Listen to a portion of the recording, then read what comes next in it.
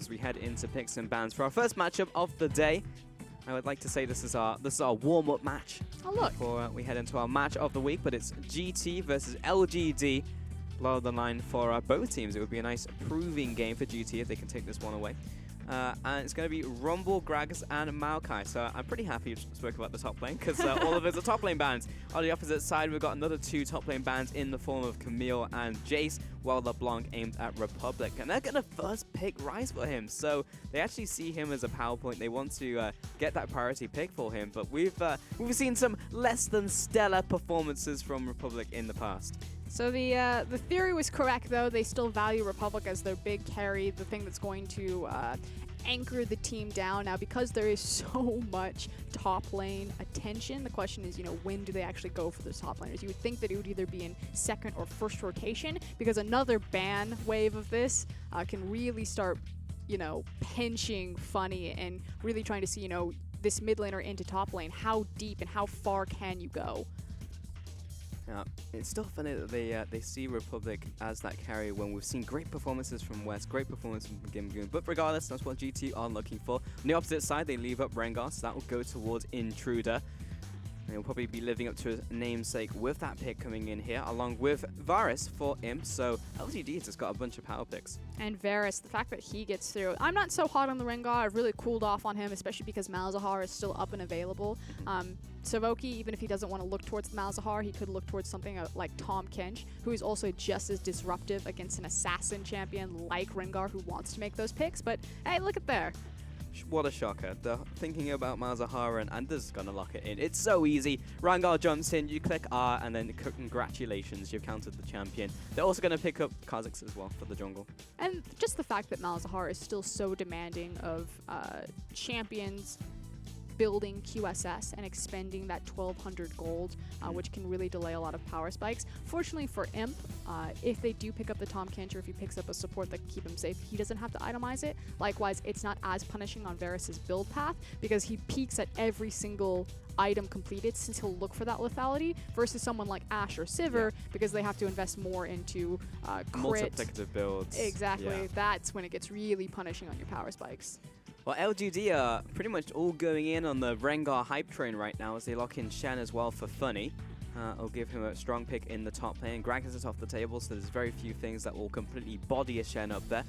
One of those, which could be a good pick, is Gangplank, who will be banned away by LGD. Making sure that Gangplank just can't sit across from Shen and accumulate all of that farm. The other cool thing about GP and Shen is that he's one of the few champions that can theoretically follow or beat Shen to the punch on a cross-map teleport. He himself doesn't follow, but he drops his ultimate while Shen's Stand United is still trying to come in. And wow, they're continuing to throw down the gauntlet. Wow, okay, so another ban towards the top lane from LGD here. And that will be Renekton towards Gimgoon. So they're really trying to sway that top lane, which does make a lot of sense if you're up against GT. But Kled is still available. I know. Don't tell them. Don't whisper it, because maybe they haven't noticed, because GT are waiting on their final ban. They did ban Orianna as well, and they'll follow suit with a Syndra ban towards Godv. So he will not be getting his hands on that one. And we know how deadly Godv can be with both of those picks, so it makes sense. Right, Corki's still available. If LGD want to be a bit safer, though, you'd pick the support, Tahm Kench, Karma, even Lulu. Works really well into the Malzahar, just because if she has picks on her, she can clear out the void lanes. Likewise, if Kha'Zix jumps in on someone, tries to find that assassination. That said, most Kha'Zix are going kind of more utility or team-oriented builds. Yep. You can deny a lot of that, and just works so well with Varus because he's not going to naturally itemize attack speed, and the Whimsy, if she doesn't use it offensively, can be used on the Varus. I'm going to look towards GT now, and they'll probably lock in their ADC here. Remember, we are looking for a top laner and an AD carry, and it will be Caitlyn for this game. Seen some great performances from Imp on that champion, but West looking to prove himself as well. And here's the hover over the pick that I want to see personally.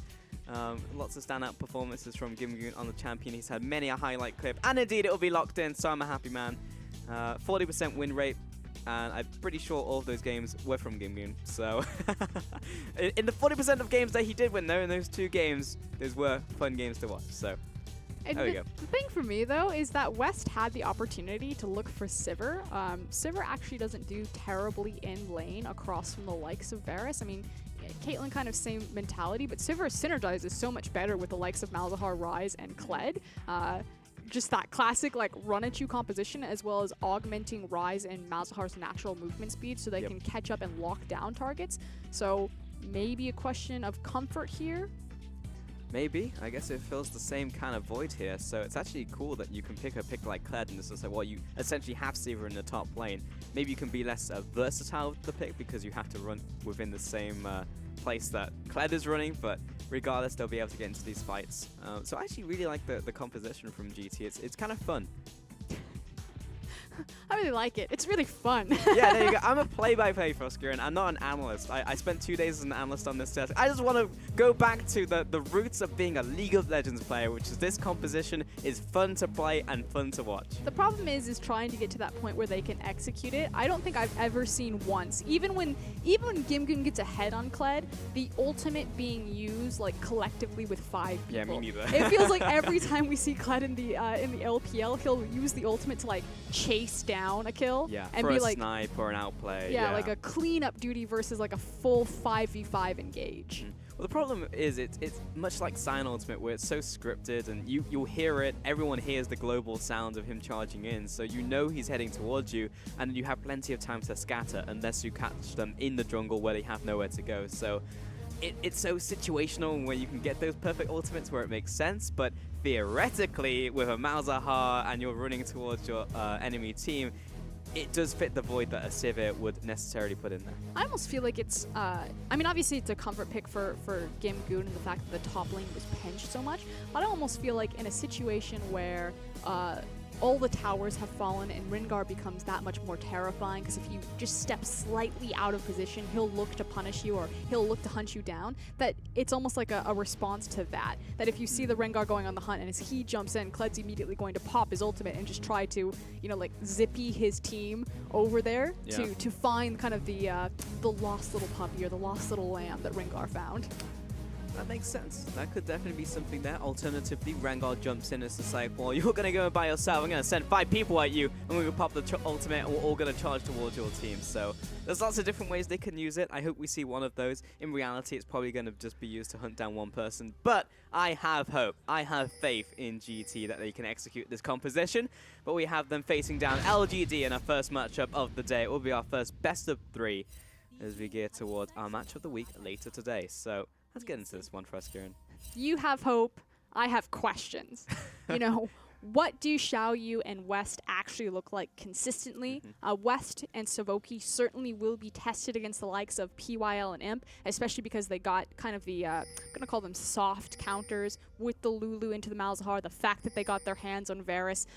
Even with Caitlyn, it's going to be impossible to try to get wave priority against Varus just because he has line wave clear as well as AoE push potential on Q and his hail of arrows. So I just feel like they're going to be sitting under their tower for a very long time. Yeah, I mean, that's probably how it will play out in the... Oh my god, that's frightening. You can tell the Chinese observer, like, yes, Kled again. Yeah. Get me in there. I'm pretty sure the English version of Skull does not sound that horrifying. Because that was some Jurassic Park Velociraptor noises I just heard right then. In the kitchen, hunting. Yeah, that was Did he that was get interesting. Every raptor? Okay. Every small raptor, yeah. We've seen this once before in the LPL, where we'll give them the slight level advantage to the Caitlyn if they get the just in time. Well, Savoka's going to get all the experience from that one. My issue is that Caitlyn level 2 is not nearly as punishing as other AD carries level 2, and so while I respect it and that you're able to do it so easily with Malzahar because you can take with the Voidlings, it's pretty much like, now I have Caliber Net. If I hit Caliber Net, I can trade a really nice headshot on you, and if I time it with a second headshot, you know, maybe my all-in potential is there, but you give up a lot of your positioning on the initial wave, and you still have the same problems. I'm level 2, but I'm still underneath my tower. Sure, and I think for the same reasons you mentioned before, for us, Kieran, where you're West against Imp and PYL, why not just go for these Raptors and say, I'm probably going to lose the level 1 anyway, so let me just get some more experience and make it easier for me to just kind of pad my way through the early game in the first couple levels. This is kind of interesting. So they've spotted Kha'Zix out on a ward, and PYL is now moving underneath Xiaoyu, but he doesn't know. PYL just came up here. He's going to hit him with a Glitter Lance, so as Xiaoyu backs away, he takes a fair beating. He's already gone all the way through his refillable potion. And we've seen several LPL teams kind of make this play. It's set up by the initial level 1. So if you sacrifice your level 1 wave bottom by taking Raptors like we saw West and Savoki do, you give better positioning to the enemy AD carrying support, and the supports will roam on that level 2. You never expect it. We saw WE do it when they faced EDG way back when, and now we saw LGD attempt it on Game Talents. Fortunately for Game Talents, it didn't result in their jungler dying, but can you imagine how disastrous it would have been if Kha'Zix had fallen? It feels so bad dying early on when you have those double buffs, which are so crucial for the early game of the junglers. But no kill just yet, and it did mean that the wave priority did briefly go back over to West, and it's all but equalized the farm differential down there. Junglers are both heading back to base as well.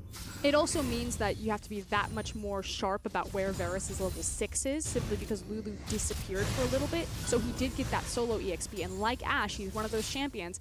If he surprises you at level 6, wrap you with that ultimate, and track down a pretty easy kill. Especially on the likes of Savoki, who is a low mobility mage, and if they burn his flash beforehand as well, going to be a kill with Intruder heading down, and a Shen on top of him, mid lane. Republic just trading off against Godby. He's low on mana, so he's not looking for a kill or anything. He probably just wants to shove in this wave and then look for a back timing.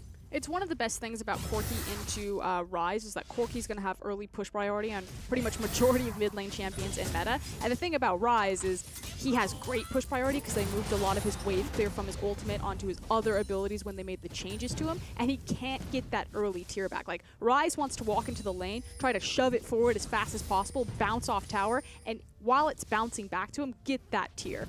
Normally it would happen about now, but against Corki, you can see that he's kind of stuck here. He's got no mana, he can't leave because he wants to get these creeps, and he's just being punished for a more delayed back timer in the specific matchup.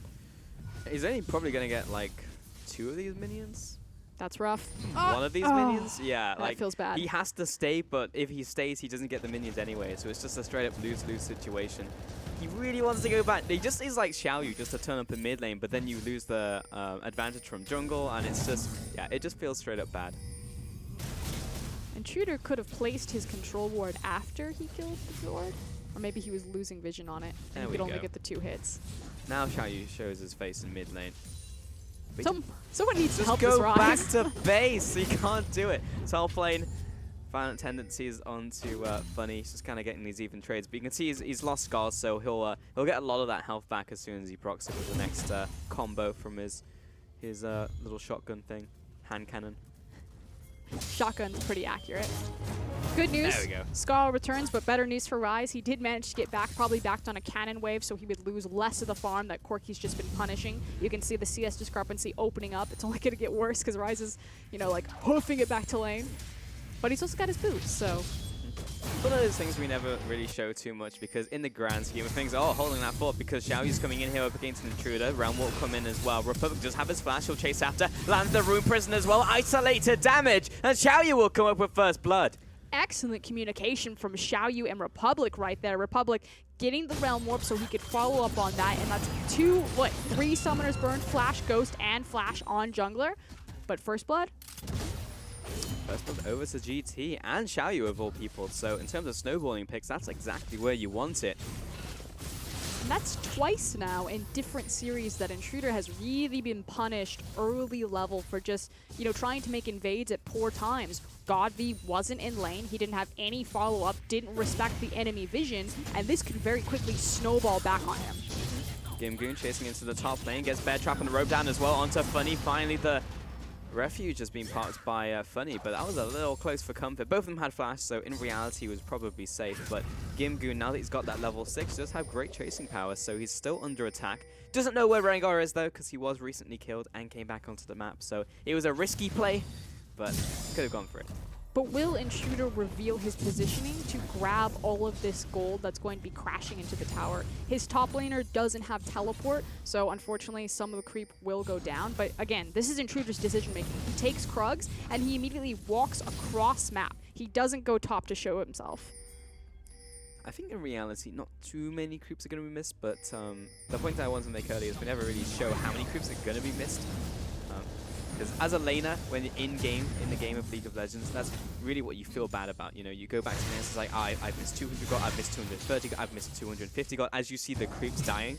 But in competitive, it's more about the big map movements. So we kind of missed that one just a little bit. Xiaoyu just giving this blue buff over to Republic. And that was a pretty clean one. We've seen many a blue buff not quite hit the mark in the donations. But Intruder's actually down here with PYL because they had the push advantage in the bottom lane and Savoki had to go back. So Intruder's going to walk in and take red. And it's learning from your past mistakes. You know, Intruder tried to invade on that initial ward, gave up first blood. This time around, he backs, times it with PYL, and invades with his support. They use the fact that Republic on the blue buff now heading top was a cross map with his jungler to steal away red buff. Let's go down. They know there's a ward in that bush, but here comes the gank into bottom lane. Intruder's going to launch himself onto Wes. He has Shen on top of him. Such an easy dive, and Savoki's got nowhere to go. PYL chimes in with the final kill there. And LGD 2 kills and probably bot lane tower. Yeah, and they've got the wave coming in, so it will be first brick. Republic and Xiaoyu are just trying to find table scraps at this point. You know, they attempted to make a push, possibly mid, but Godby stalled that. Now it's just kind of this stalemate of, well, if I can't take your tower, I will deny you creeps. Small victories, we take those. Gimgoon is doing a fair amount of damage to the top tower. He's got violent tendencies coming up soon as well, so he will get probably most of that tower, if not the tower. He's got Kha'Zix coming up, so yeah, that tower's pretty dead. 1-for-1 trade, ultimately still more gold in LGD's pocket, and they'll also get the initial rotation about where they move their bottom lane. You would think that it would either be mid or the top lane, but LGD get a little bit funky sometimes. Yeah. Could be one or the other. Gimgoon is in a pretty good spot, honestly. He'll go back to base. He went for Tiamat first. He's not under threat of dying to Shen. And he's opened up a nice CS advantage for himself as well, as Shen had to look for that roam. So Gimgoon back to base. Is it going to be right towards the Titanic Hydra? Well, he's picked up the Warhammer as well, along with his Tiamat. So looks like he's, yeah, he was considering going back top lane. It looks like a call went elsewhere. I think they're looking towards Dragon right now. Well, they have this window where Funny's doing his best to hold the way forward. Of course, it's a little bit difficult because he does have Bomby Cinder, so he can't control it as well as he would like. But right now, Gimgoon has nowhere to be on the map other than kind of grouping with his team, applying pressure to different lanes. He doesn't want to be that overextended, and he's waiting for that big collection of CS just to push back safely for him. So he can just go into the top lane and collect it. And that's exactly what he's doing right now, heading back up river. 10 minutes in, and no one has taken the dragon just yet. LGD do have the wards over the area, and Savoki and PYL in their support wards. Can place down a bit of damage, a bit of poke, and a couple of wards as well. But the fact that LGD have so much vision over this area will mean that they will take this dragon away. Xiaoyu is in the area if he wants to try a steal attempt. With no flash, it would be a one-way trip. And it's also the TP discrepancy. So LGD did a good job. They didn't see where Gimgoon was. They made sure that they just played kind of defensively until Gimgoon was forced to show his face top. They have the teleport timing. They take Dragon when they know that they have a numbers advantage over that pit. Meanwhile, GT are like, it's Ocean. We don't care. Next one's Infernal. Buckle up, boys. Yeah, that's when we're going to be coming in here with Gimgoon's ultimate. Throw Savoki in there with Republic and really get them into the fight.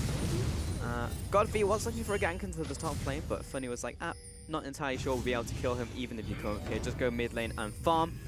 And Imp will push down the bottom lane here as well up against West. So this is a heavy push coming out from LGD. They need to be a little careful, as there are many people coming down to the bot lane. Xiaoyu's one of them, but he is getting blasted currently. Glidlance comes across, so there's Missile Barrage.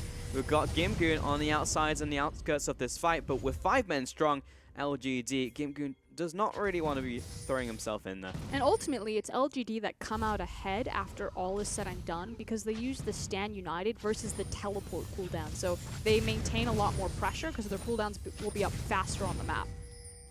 They do have this 1,000 gold advantage as well with that dragon. So LGD just with a healthy advantage. It's not game-changing, but it is nice to have. Gimgoon is waiting here, taking away this red buff. I believe he has been spotted down, though. There was a couple things going down, or I actually think that was Xiaoyu saying, back away, I want it.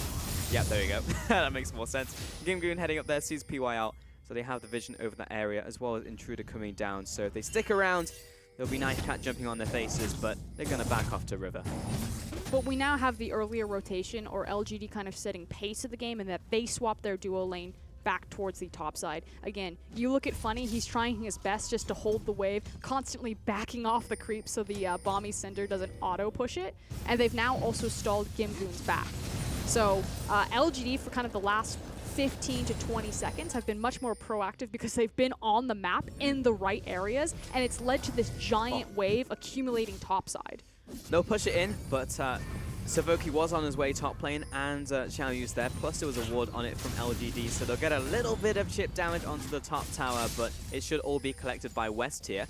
You may look for the gank though with Intruder and Godvi as they're just around the corner, but Xiao Yu should have seen this out. Yeah, ping has come down, and LGD get the message. They get the memo. They'll back away off to mid lane once more. So surprisingly in this game for us, Kieran, I feel like Vision has been pretty strong from both teams, which has denied a lot of the plays that we see getting set up. Yeah, despite kind of the early level 1, not level 1, but level 3 blunders from Intruder, LGD have certainly picked it back up. They just need to make sure that as long as, hold on.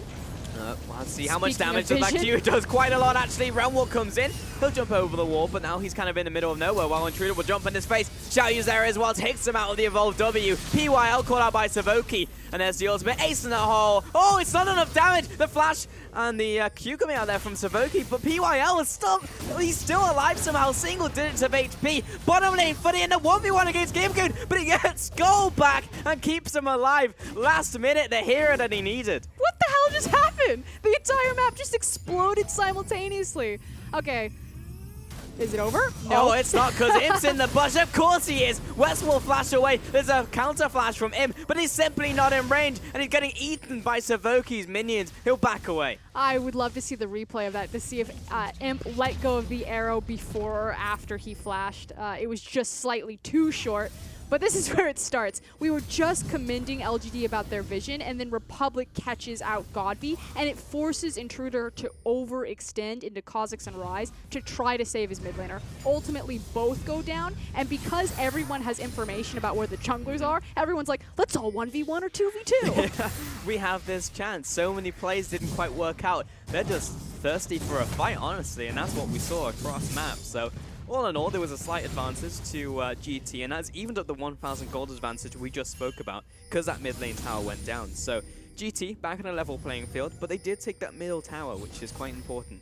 And it'll help them start to place their deep vision and pivot around it. They've been doing such a good job in kind of the little catches on LG, just kind of overextending on the vision again, catching Intruder when he tries to invade Raptors, catching Godvin when he's trying to make a back on that ramp. Just every mid laner, just back up. Just go to your tower. It's not worth it. It costs you an extra 2-3 seconds at the cost of your life. I think it's probably worth it, in all honesty. But yeah, just being a little greedy there, and that means that that overextension will result in a mid lane tower, 2 kills, and GT getting more control over the map. And especially with Infernal Dragon coming up in 1 minute, not really what LGD wanted. Which now puts even more pressure that LGD need to be so much more consistent on laying their vision on the Infernal. They still have the Varus, he's still got his Dirk as well as his Ghost Blade, so as long as they have the vision set up, we always use this analogy, fish in a barrel. Varus is going to hurt, which means that it's all about denial and acquiring a vision. Well, we can get an advantage with the classic Corki combo with Funny on top of him. He'll cancel out Savoki's ultimate, but Godby's still getting a lot of damage. West is under the tower, but Xiao's getting chased down, and the last rocket will finish him off. West jumped on by Knife Cat. I mean, what are you going to do when there's a Rengar on your face right there? 3 kills over to LGD. A nice setup in the top lane. They'll take this one away. And this is what we expect from LGD. GT have been doing a good job kind of keeping the lanes locked down 1v1, 2v2 and finding small advantages there, or at least neutralizing it. But when LGD get together, when they make the macro movements, this is when you start to see the difference between these two teams strategy-wise. This is a big power play from LGD. They took one tower. They'll take a second. Funny comes into the bottom lane, and GameGoon and Republic will try and tag team him down, but Funny is not dying quickly. GameGoon, he loses Skull. He'll still keep following after Republic. Now has the tower aggro. GameGoon comes in with the hand cannon, but Funny's still alive. Last auto attack, and the overload out from Republic finally finishes him off before they turn their attention to the tower. And that dive was only possible simply because when what's his face? Kled jumps off of Skarl, it resets tower aggro, and it traded over into Ryze, allowing them to actually get a nice dive. But looking back at this replay, this is them just playing numbers advantage, knowing that Republic was on the bottom side of the map, so GT being out of position, and then LGD's composition having the tools to punish that with the Corki and Shin ultimate. Really cool as well with the interaction between Shen and whoever that Savoki is hitting with his ultimate can just instant taunt him and get him out of that situation. Imp pushing down the mid lane as well, and West really needs to take this one away. That would be a big loss for LGD, but there's teleports coming in left and right. Imp caught out in the mid lane, and PYL, now he wants to get out of it. He's giving him a wild growth. That's all you're getting, mate. Gimgoon coming across, bear trap on the rope, did not quite land onto Lulu as she backs away. A flash will come out, violent tendencies as well from the Colette. So much damage! And Xiaoyu comes across with his own void spikes for the kill. Intruder locked up and stuck in room prison, while Godby's also looking to back away here. Overload just misses the mark barely. Intruder turns around, but Xiaoyu's here to take out his opposition. Godby locked down, there's no taunt to save him this time. And GT will continue the dive under tower. That's an ace for GT! And Shu is on the other foot this time around. GT get the jump on LGD. They make the correct collapse. But here's the key difference between the teams. GT, they don't get anything off of that. When LGD made the collapse, when they got their correct members towards the top side, they instantly got a tower. GT have to respond to the waves. This is what we're talking about when we say side wave management before you look to a fight. Come on, Observer, I don't want to replay right now. Well, we get to see it once more. A lot of this was just mechanical and LGD getting called out. There was not a lot to it other than the setup that you just gave us, Trask. Yeah, all these teleports coming down. It's numbers disadvantage. I find it hilarious, just Kled's animations when he puts his, he has his little thing over his head. Yeah. He's just charging forward. And Gimgoon's confidence on the champion. But again, look at the waves. The wave is crashing forward. They have no creep waves behind them. They can get the ace here. And if this was LGD, the wave would have already been prepped, and they would have immediately taken that into a tower, possibly cracking or chipping away an inhib tower, depending on how much creep they had behind them. But because it's not, literally all they get is the gold. And that's the difference between the two teams. You know, you have this setup in GT. If they see you slightly out of position, they'll pull the trigger, yes, but they're not constantly looking across map and what happens next. They're looking at step one. There's never a plan B or a step two to their plan. Which is fine. They still get the gold advantage, but if we look into the future now, LGD, if they continue at this pace, will still win out ahead in the long run. But it does show that GT are very strong when they get the jump on someone, and they will try and convert it into a Baron. I mean, they saw Intruder and Godby on the bottom side, and they'll just turn around onto Baron. They know this is warded. Funny's over the wall, but there's no one who can realistically steal this one away, and GT will just literally walk up and take the Baron. LGD not respecting game talent's composition at all. You have the Malzahar, you have the Caitlyn, who's now broken the Infinity Edge, as well as Kha'Zix. Like, there's so much raw AD damage there. Leave it alone for 2 seconds. I mean, that was essentially just a straight-up 20-minute Baron. That was a big oversight from LGD. And that has now firmly put GT in the lead of the game. We were just saying, well, all they got was the goal coming into that one. But yes, it was a little disjointed, but they got it anyway, I guess. Well, they got their waves pushing. See, it was the long-term plan. They're like, we don't want the tower off of this ace. We're going to get the waves pushing. LGD will have to catch the waves, and during that, we'll do the 20-minute Baron. Secretly, GT are actually just the geniuses. Yeah, I like to think that. I feel like I have to be the representative on the desk to be like, yeah, GT! But honestly, that was just a massive oversight from LGD. However, this is what happens, I feel like, in every GT game, and every win that they get is just like, there is this misplay by the enemy team. And we see them in teams where we see like middle of the pack teams and top of the table teams, and then it does result in something, but GT will take this and they'll just run away with the game with it. So there's something there, there's a little bit of X factor that GT have that allow them to take much more than typical. The nice thing about GT is they're one of the few teams that I think recognize where they're strong. Again, we saw that in their draft phase, the priority of the Rise pick. You know, they understand and see that Republic is a leader in the team. The fact that they're fine to give Gimgoon Kled repeatedly because they know that he's confident on this champion. And that's kind of where they find these successes. They've been doing such a good job making sure that there's never a true 5v5. Like, even when we see all 5 members on the map, no one was there all together. Yeah. We've never had, you know, a line of scrimmage drawn like, cross this line and I'll fight you to the death. It's always just someone chasing someone around. So if GT are constantly forcing teams onto the back foot to play their style of League of Legends, that's how they get ahead. That's how they win games. That's how they take down top teams, as opposed to the top team, you know, using that experience and veteran status to set the status quo and be proactive on the map. Man, Republic just took that tower by himself up against Godby. He just couldn't approach. He was trying to clear out the wave, and maybe that wasn't the right decision in retrospect, because Republic slowly chipped down the tower. And now we're looking at a game where GT are 5 towers to 3. They have a pretty sizable gold lead, 5,000 gold ahead. They have an Infernal over Ocean, which is arguably much more important right now. LGD are just constantly on the back foot. They only have one inner tower remaining, and they're heading towards it. And Funny needs to take a step back. That's not really one you want to be, yeah. I know he thinks he's real big on the shin, and he's now got POL behind him, but GT, how are they going to play this patiently, or are they going to dive in? I think you know the answer to that question, but in the mid lane, Rengar is jumping after Republic. He'll jump away. He's good. Oh, what? Whoa, that's a fast Caitlyn. Where did Gimgoon go? Oh, he's way ahead of the game. He was looking to rotate towards the mid lane, but again, we said this in Champion Select is a very it's an ability that is easy to see. What's the word I'm looking for? Binary. Telegraphed. Telegraphed the word. Yes, very telegraphed ability. So LGD just walk out of the way. But kind of think about the difference there. Like a skirmish starts where Rengar and Corki try to make a play on Rise, and instead of GT recognizing that they have numbers advantage to siege the tower top lane, especially with Baron buff, they're like, let's fight them. Like, let's go.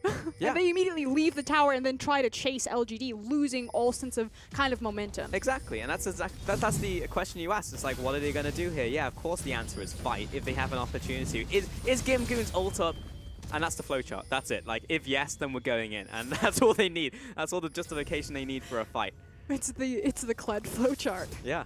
Pressuring tower, start a fight. Yeah, start a fight. Doesn't matter. We have advanced with Baron. Whatever, man. Just let's go. We want to kill somebody. I've never seen a champion like so fit the perfect essence of a team before, rather than like GT are Kled. They are Kled. Their shirt literally says "fight" on it. Yeah. I'm surprised it's taking us this long to really come up with that fact, but I guess weak 4's not too bad.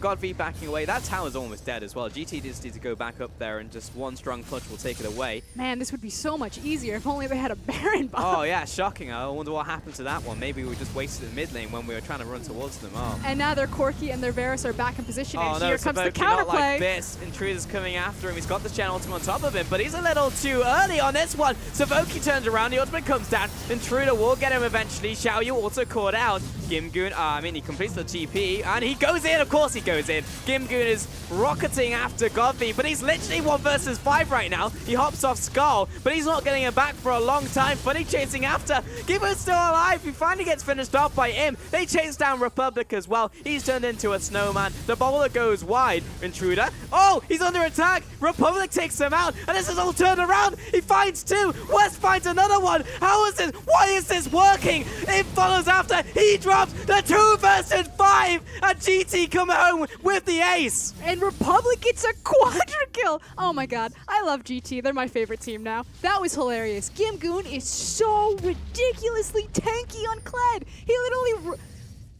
Pulse, that was a numbers disadvantage. Oh my god, Frost, what did I just witness? That was 3 versus 5, and Gimgoon's like, let's go for it. Runs in. Meanwhile, West and Republic like, I don't know, man. Are we going into this? They're like looking on, on, watching this like Kled just 1v5 the NA team. I'm just like, wait a minute, he's actually just not dying. I guess he's kind of winning. We'll jump in there. 2 versus 5. We've got to see that one again. Okay, this is amazing.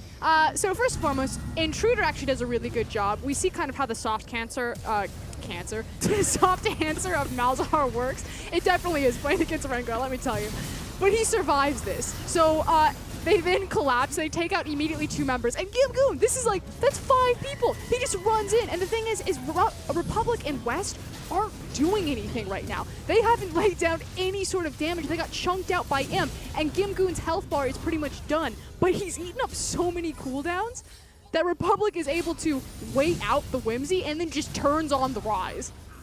Look at this. This is just absurd. They just don't have anything left in the tank, and Imp and Godv are running for their lives, and it's like, I still have my ultimate. I'm going in. I'm going to finish off the rest of the team. But can you imagine how much scarier that would have been if they fought with Gimgoon? Because they literally watched Gimgoon like be the warm-up fight and then just decided to turn it on. Yeah, I guess so. I mean, maybe that worked out perfectly. Maybe that is the GT fight style, to be honest, because yes, they burnt all the ultimates onto Gimgoon. Had Republic and West been in there, maybe they would have been in range for some of those ultimates. So in reality, maybe that was the best way to win out the fight. And now check out this Rise. Void Staff, Roa, Abyssal, as well as Archangels. This guy is massive, and he's going in. Here comes Kled. We're charging in. Republic's chasing after him. Gimgoon is off to the side, but Godfrey split up from the pack. PYL locked down into the Ruin Prison, and Redemption's not going to save you on this time. Intruder backing away. Funny and Im, they have to run for the hills because Gimgoon's coming. He's chasing after Funny, and he has to go back to base. 3 kills to GT, and they're looking to close up the game. They do have Imp still alive, but can he hold off the G8 up Skarl as well as just the power of this Rise? He just needs to clear the creep wave. Yeah, this isn't happening for us. LGD, there's not a snowball chance in hell that they're coming back into this game. Imp and Funny are doing what they can, but Gimgoon's cutting off the escape route to the spawn pad in this game. GT are on to the Nexus, and they will take game 1 in this best of 3 against LGD. Ooh, we said it. We said how does a game occur where Game Talents take down LGD? A, it's LGD. You never know what kind of face or what kind of coin flip you're going to get with that team. But B, the win conditions of Game Talents. And the fact that they understand them is what's so great to watch. They know that Republic is their carry. They know that Gimgoon is their carry. There was like 20 top lane bans that game. Gimgoon still gets the Kled, still styles on it. Priority pick for Rise. Rise gets a quadra kill. Like, the top of the day, we said stop, throw out the word consistency. Figure out what your identity is. Game Talents know what it is. I'll tell you what, Frost, that's the first time I've seen Imp without a smile on his face. That man did not look happy, and I wouldn't be either. Losing a game like that where you get 2v5s and Gimgoon is going in there 1 versus 5 on that Kled, you got to start banning that out away from him. 1,000 gold lead turned into a massive deficit. And it was all at that one point in the game when that Baron happened as well. That was another spike you can see on your screen. And in 28 minutes, GT take out LGD. Look at that cliff. And look at that damage. Disgusting. I'd, again, have to say it, the Baron play. The macro shot calling certainly has tightened up from Game Talents. The fact that they took a very high risk, high reward, 20-minute Baron. Can you imagine if you're caught on that? Oh yeah, game's over. Yep. But you take it and you go for that play, and it's the snap decision making that catches teams off guard. And I think like when you look at Chinese teams, when you take them international, it's just like, man, they just went for that play. They just went for it. And teams who are like expecting you to like macro up the thing, it's like warded. Surely they won't take this Baron, and they go for it anyway. I think just GT embodies that. The clever thing too is that because they have the Rise, if they were caught on it, I forget if they use the Realm Warp to get onto the Baron faster, but there is always that factor that try the 20-minute Baron, we have the Rise. If they come for us, we'll just bolt off of this. Yeah. So it was definitely a very cute, very creative composition. Again, it just goes back to this identity. Like if GT have a mascot, it is Kled. They're only going forward. I don't think in my wildest dreams I was expecting a game like that, because we came into this Really? one as just like, well, we have Kled, and it will synergize with the Malzahar. He'll go in there. You also have to speed up for Rise. Great. But I never thought we were going to see a game like that. It would happen in that way. And it never really did happen that way. There was never that moment where, like, you know, Kled is starting out the big 5v5, and everyone's just kind of tunneled running behind him. It was just kind of these smaller skirmishes, you know, making these picks. LGD couldn't afford to be messy on the map anymore because GT would never hesitate to try to contest them for it. Yeah, I want to take a look at that Baron fight one more time. We have a replay here to take a look at that one. And Savoki, he starts it off. They literally just go towards it and they take it away. It's as simple as that. And it's just about where Intruder is on the map. You can see Rengar, he's completely on the other side. There is a ward, so LGD see it going down, but Shin's just kind of standing watching his house burn down like, I don't know, what do you want me to do? What can he do? He's by himself, and I don't know, man. I mean, like, LGD were just out of position, and GT pounced on it. And this is, again, like, as much as we laugh and as much as we get hyped about it, it's fun to watch. But GT, again, this is another game where they shouldn't have gotten it, but they capitalize on a mistake from their opponents, and they go so hard that they just run over the opposing team. So my question is, coming into this next game, Frosk, is do we actually get another series where LGD turn it on, and we have an EDG, an RNG, where they just run over them? We'll answer that question in a second, because Republic, I had my doubts about this guy, but I mean, the fact that he didn't die, he had a perfect KDA, and he nuked the entire team. He ran them down, and Republic fully deserves this MVP. Yeah, still showing the power of Rise and why they gave him the responsibility with that priority pick, understanding what he can do if he's given a weapon like this. Now, the thing is LGD this time around will be on the blue side of the map, so they don't have to throw away bans at Camille, at Jace, at LeBlanc.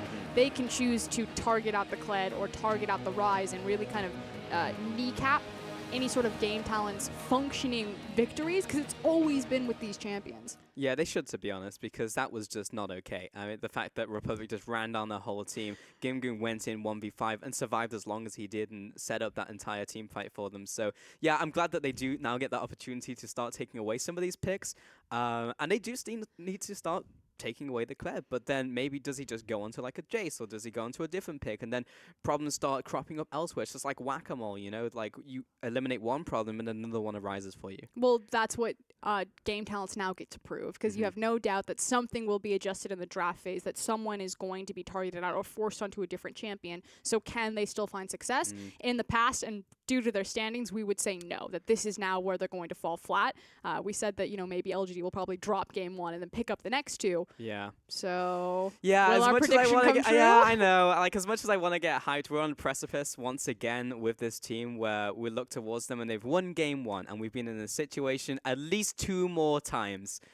But will they just lose the rest of the series? I mean, that's really the big question. And we won't know until we get into the end of game 2. The cool thing, though, is it's always hard to make fans of kind of bottom-tier teams, especially in the LPL. We have a huge lead. We've got 2 more teams than pretty much anyone else. So it's like, how do you, drive hype or drive attention towards these bottom teams? It's so easy for Game Talents. They play Kled. They will run at you. They don't give, see hero, kill hero. If you like bloody fast League of Legends, it is so easy to be a fan of Game Talents. It's not even that. They actually pick up wins with it as well. A lot of time you see teams like this and you're just like, they're scrappy. They constantly go for these fights, but then they just always lose. But they're actually picking up wins in these series. Maybe it won't take the whole series, but they'll take a game off an EDG. They'll take off a game against LGD. So regardless, I mean, it's working. Analysts' cheat words, scrappy, chaos style, skirmish heavy, are all low-key for this is a bad team. Yeah, if you're out there and you like memeing, bring up the LPL bingo card, because we've got more of those on the way for you in this series for sure. But Game Talents are definitely kind of the little train that could. It's just the front of that train is Gimgoon. And it's just Kled, just dragging them uphill. But once they get over that apex and they just start going,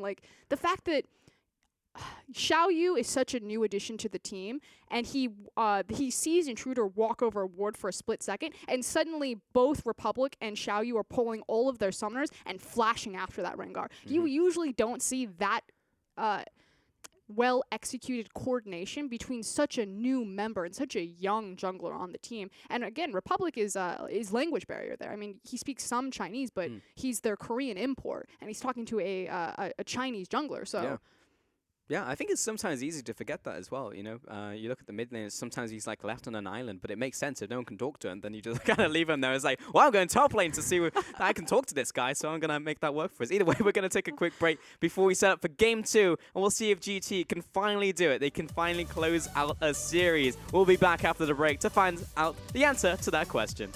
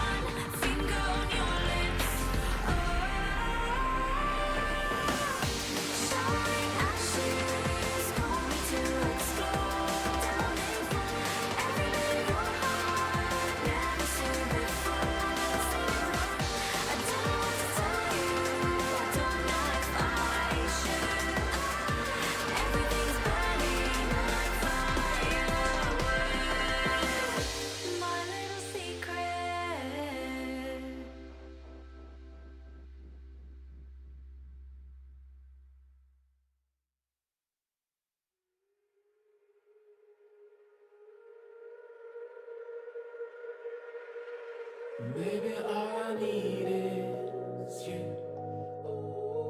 Nothing else makes a difference. Maybe all I need is you. You make all the difference. Back to the rhythm of my empty soul. Nothing here to let go. Back to the rhythm of my empty soul. Nothing here to let go. Give me something to let go.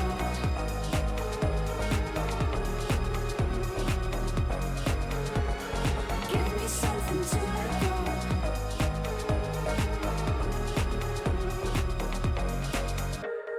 Give me something to. Welcome back to the LPL. We have GT here once again with a Game 1 win. I feel like we're in this position many a time for Skurin. I'm back with Skurin, by the way. He's right next to me. Oh, hi. The two-man desk. I'm glad you're with me today because this was not a series I was expecting to have. But again, Game 1 win for GT. I think this was probably the most fun game we've seen from GT, even in all of their wins. They're always fun in some way, and there's always hype that we drive towards them when they take down EDG. But Backstage, so when they we have a great chance to take this game. when we prepare for these games, we always like make these analogies backstage. So they never make it onto the desks. We're like, oh, we can't say that. Like, that's Yeah. But like LGD, I feel like they're. I always do the car analogies. Like, you know, if EDG used to be like the Ferrari, like they're constantly in first place, just running over. I always felt that LGD were kind of like that beat up old Jeep that's just like constantly like driving along. But you know, they finish the race, but they don't necessarily stay on course. They kind of go over. I feel like game talents are kind of like a little moped, and they just zipping around, and they're stylish and they're cute and they're fun, and you just want to take them for a ride, but ultimately it's not going to win the race. I think not like a moped, more like a quad bike. Like You think they're something doing fun, some you know, like in off-roading a dirt. action? Yeah, exactly. I feel like that's where GT's at because they'll just go in. They'll go anywhere, you know. You But go that's- off road, that's fine. In a busy city. Mopeds won't do that. But mopeds can fit in like heavy traffic. It's true. I don't know if you've seen the mopeds going in Shanghai like full speed.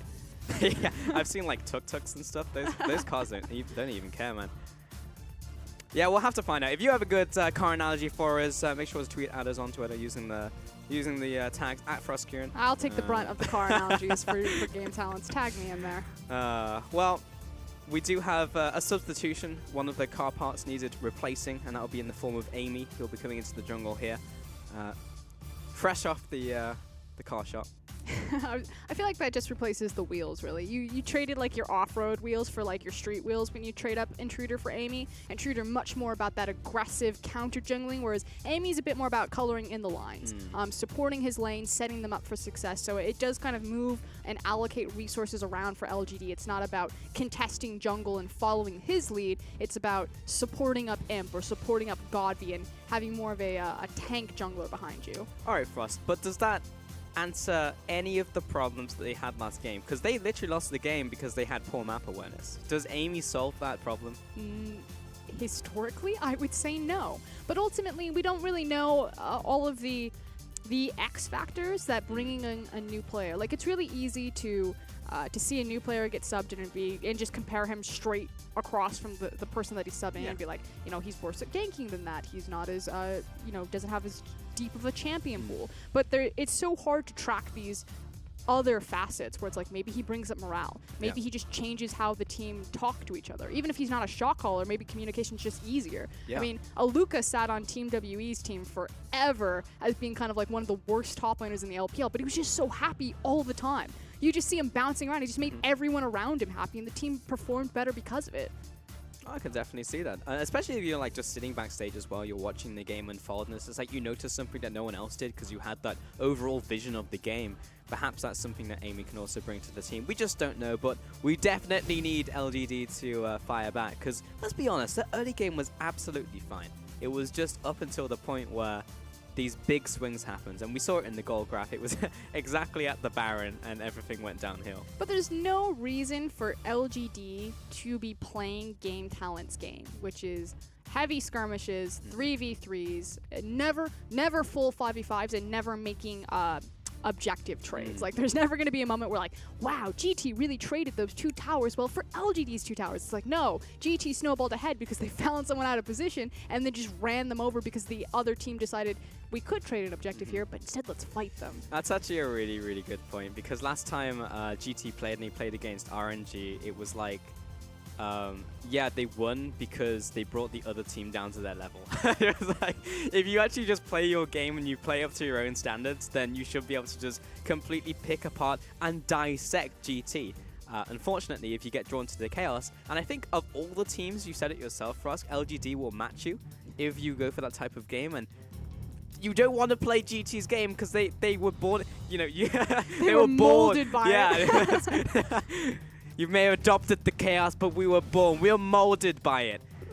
So you can't win. You can't win against Bane GT. Either way, we're into Pick to Bans game number 2. Don't start me with the Batman analogies. We'll go there. We'll go hard, my friend. But let's get into these picks and bans. We only have the bans so far, but we have LeBlanc and Jace, and we have Gragas and Karma from GT. I already want to flag this. You know, we talked about LGD. They're on blue side this time around. They don't need to be pressured into those red side bans of the LeBlanc and the Jace. They can choose to target ban, you know, one of these strong points out from GT, and already there's 0 adaptation. They ban away the Jace. They ban away the LeBlanc. So that's a single adaptation. So what is their priority then? But again, that's not the problem. It's like we sub in aim and it's just like, nope, that's not solved. We ban these up. Nope, that's not solved either. But then there's the flip. You know, maybe LGD are like, they beat us on Kled. Like, are we going to let this be a problem? No. Give them Kled. It's not that important of a champion within, like, what the global meta is. Yeah. So just... that's not an answer. But sometimes you just have a tilt champion. Everyone has it. It can be a champion that doesn't make any sense. Like you play the against Cassiopeia excuse. Yeah, like a Cassiopeia, or you play against Atrox and you just cannot play against that champion. Just ban it away. Just get it off the table, you know? Did you say Atrox? Atrox, yeah, that's a champion. Like Aatrox? Atrox. It's the same thing. Atrox, Okay, Aatrox. Rookie. Aatrox would be like 1A. Atrox would be 2As. He's got... No. Okay. Pretty sure that's not in the English language. Regardless, Syndra was the final ban against LGD, and Caitlyn was the first pick from LGD. So I actually really like that. Give imp a priority pick. Yeah, but of all of your priority picks and of all of the champions left, this is what gets LGD into trouble, is that they kind of have their own draft meta where they just try to empower their pieces. Yeah. See, even something like Graves, I think, is a better priority pick. Luckily, they get it in second rotation, but against a better team, if you priority pick Caitlyn, they're gonna punch you in the face. They're gonna be like, Ash Karma, come at us. True. It would have been nice if they also paired it up with the bans following the same suit, right? Like they picked to empower the team, but they also banned to empower the team instead of just going meta. Regardless, Rise and Malzahar picked up for GT, so again, 2 really strong picks. Graves and Lulu. So both teams are essentially getting the pick of the litter. Yeah, and I like the fact that Svoki went back to the Malzahar. It pairs really well with Jhin. And in response to that, of course, then you have the soft counter in the Lulu. I guess maybe Lulu can be considered the hard counter into Malzahar. I think so. Instantly deleting avoidings is massive. Yeah. So, yeah. And I'm a big fan of Graves. I wish more teams would look towards Graves. I think he is the overpowered jungler on this patch. I just think he's absolutely disgusting, especially into the likes of Kha'Zix and Rengar. And that's what I feel like really puts Graves over the top. It's just his individual 1v1 matchups, how quickly he's jungling, his absurd power spikes when he gets strong in the game. He seems to hit perfect with everyone else. Never really has a lull moment. Like, he's strong early game. He's great mid game. And he can siege up towers and be disgusting late game. Like, Graves, please, stop. Yeah, he's just good. On the opposite side, Jhin also picked up for the ADC, so West will be on that champion. Saw great performances from him yesterday. They finally fell for it. They finally locked it in. There's the Kled ban from LGD towards Gimgoon. So they won't let him get that pick this game. And Orianna aimed at Godfeast. So similar trend to last game where they banned away Syndra and Orianna. So maybe trying to carve Godfrey back into that Corki versus Rise matchup. It did trip up Republic early on. We talked about, you know, the fact that Corki can really stop Rise from getting push priority and getting an early back, depending on how he plays the lane. But Republic came back with Quadra kill. Had the last laugh. Oh yeah, he absolutely did. And he's got his hands on Rise once again. So it's really, where did the problem stem from? Was it Gimgoon? Was it Republic? Was it both? Well, at least you're taking 50% of the problem away. And Maokai as well aimed towards Gimgoon, so they're really trying to put him on a less impactful pick. Oh, Camille's open. Yep. Okay. And your expert top lane opinion, is that a less impactful pick? I think this is an extremely impactful pick. We haven't seen it yet from Gimgoon, I don't believe. So I guess that will be in a test by itself. But look at that. 69% win rate. The champion's good. Why is this left open? You ban away Kled. Okay, makes a lot of sense. Follow that up with a Camille ban. Don't follow it up with Maokai. To be fair, I like Maokai better than Camille. Just 'cause I again, don't. I'm Gimgoon's going to go off on Camille. Mark my words for us, Guren. We're going to see him go 5-0. But this is the thing. Theoretically, then, Camille would demand resources to get snowballed. So while the enemy team is throwing all of their resources top lane to make sure that Camille is okay, just throw all your resources bottom lane. Don't even mess with her. Just leave her alone. Let her do her thing. And you got Renekton. Renekton's a counter. You know, the key word you said there was theoretically. And against GT, the word theoretically does not apply, because regardless of how you go in, planning out how the game's going to go, GT will do something, or you'll slip up once and GT will take the game from you. Let's see how it goes. Renekton picked up against it. A great answer to Camille, of course. There were a lot of answers to Camille still up, so maybe it was a bit of a trap card set up by LGD. We just have to see the execution in game. Godfrey will get his hands on Echo, while GT are looking towards the jungler. So the cool thing about Renekton into Camille is that Renekton, A, is a resource-baseless champion. He runs on Fury, so anytime you need mana to trade with him, inherently he will win over a long period of time. Likewise, he gets push, sustain, and damage all on one ability. It's his Call of the Magus Q, which means that Camille, she kind of has different options here. It's kind of like, does she put her points into W to try to compete with the pushing power as well as the sustain? Does she put her points into E and try to get around the map a little bit more, get more safe